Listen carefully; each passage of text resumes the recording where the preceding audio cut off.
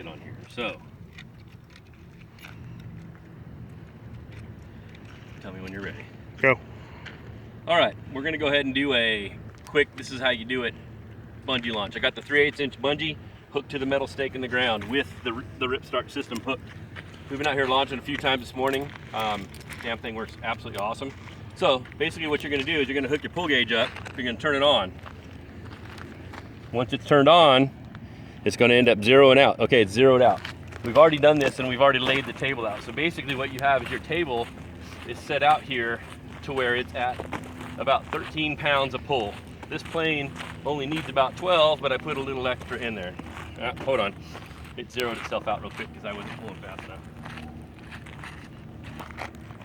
All right. Okay.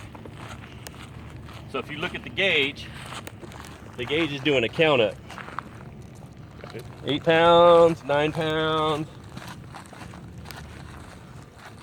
Keep your inertia away from you while you're doing this. What we do is we hook it to the hook underneath the bench. Boom, it's hooked on, ready to go. Okay, this ring is about 3 feet, 3.5, 4 feet away from the initial hook. And this is the ring if you're going to do the table launch, you'd hook it. So basically I got a hook under the plane that looks exactly like this. And we're going to hook this ring directly to the front of it. And this is glued onto the bottom of the plane. So the plane's just sitting back on the table a little ways. You can see the plane. It's ready to go. I have it all ready to go. When you're hooking this stuff up, stay on the non-pressure side of the plane. Keep yourself away from the inertia, just as a good practice. Okay, you have it hooked on. Basically, here's your launch rail, which is now a table. Take this guy, because it goes under the table, it hooks to your rail. You can also see my cheesy mount the table. Just if your table is on the edge of maybe moving, just buy a little piece of string and some stake and just put it down at the end of the table just to keep it from moving. I will take that hook and I will hook it on my belt loop because then I don't have to pull it. Basically, I'll just back up this until this plane launches. Make sure you're clear. That's why I love the radio tray. Radio tray is nice because you can have the radio tray on while you end up doing all this stuff. And basically, I'll go ahead and get back, George, behind me so you can see this go. And basically what I'm going to do, go ahead and back up a little bit. I'm going to back up a little bit until the plane releases. I'm feathering in maybe 10 or 15% elevator on the movement on my stick. Not much, just a little bit. So I'll back up until it releases.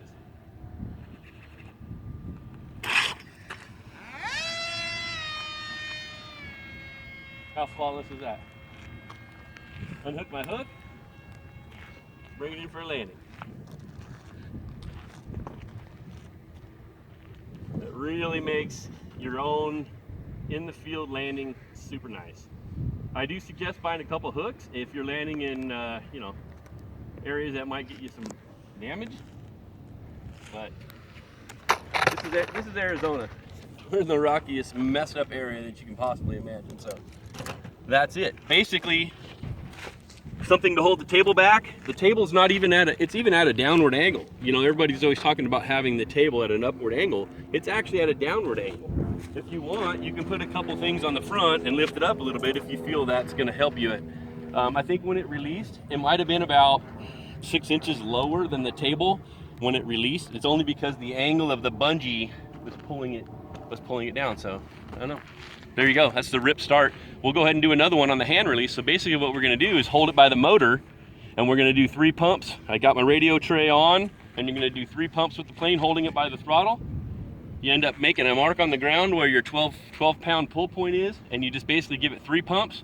And when you're at this part right here, you just let it go. So we'll go ahead and do that video here in a minute.